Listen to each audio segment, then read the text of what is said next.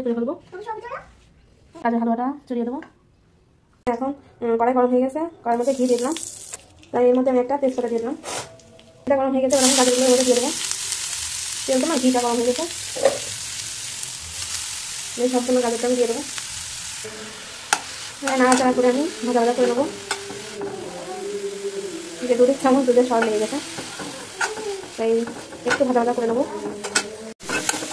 যেমন গাজরের হালুয়া করছি, ঘি দিয়ে গাজরটা একটু ভালোভাবে নাড়াচাড়া করে নেবো, বেশি ভাজবো না। দেখুন কত কিছু লাগবে। দুধ আগে থেকে ভালোভাবে গরম করে রেখেছিলাম, সেটা দিয়ে দেবো।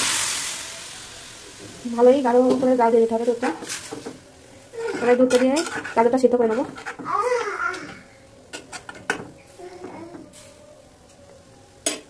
ঢাকনা সরিয়ে দেখবো। দুধটা দেওয়াতে গাজরের রঙটা একটু অন্যরকম হয়ে গেছে, এটা কোনো সমস্যা না। আমরা আরও কিছুক্ষণ জাল দিয়ে গাজরটাও সেদ্ধ হতে দেবো, আর দুধটাও যেন একটু শুকিয়ে আসে সেই পর্যন্ত একটু ঢেকে জাল দেবো। শুকিয়ে গিয়েছে, তাই এই পর্যায়ে আমাদের চিনি দিয়ে দিতে হবে বেশ খানিকটা। আমি যেখানে চিনি নিয়েছি চিনিটা দিয়ে দেবো।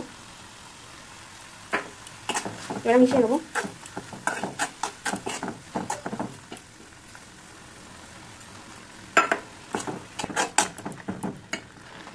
চিনি দেওয়ার পরে যেখানে আমি মাওয়া নিয়েছি মাওয়াটা দিয়ে দেবো। মাওয়াটা দিলে পরে খেতে আরও টেস্ট হয় ভালো। এখানে আপনারা গুঁড়ো দুধও দিতে পারেন, তো এখানে মাওয়া বা ছানাটা দিয়ে দিয়েছি। দিয়ে এগুলো মিশিয়ে নেবো গাজরের সাথে। এটা মুখে বাঁধলে অনেক সুন্দর টেস্ট লাগে, তা দেওয়ার চেষ্টা করবেন সবাই। মাওয়াটা দেবেন, নাই গুঁড়ো দুধটা দেবেন লাস্টের দিকে, তাহলে একটা ক্রিমিনেস ভাব আসে আর খেতেও ভালো লাগে। আমার গাজরের হালুয়াটা দেখছেন কতটুকু সময়ের মধ্যে হয়ে গেল। আমরা যেখানে আমি এলাচ গুঁড়ো করে রাখছি, এলাচটা দিয়ে দিলাম লাস্ট পর্যায়ে।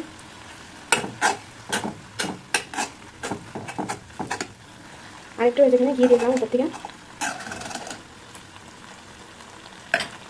তো এই তো আপনাদের সাথে কথা বলতে বলতে আমার গাজরের হালুয়াটা রেডি। কে কে খেতে চান চলে আসেন।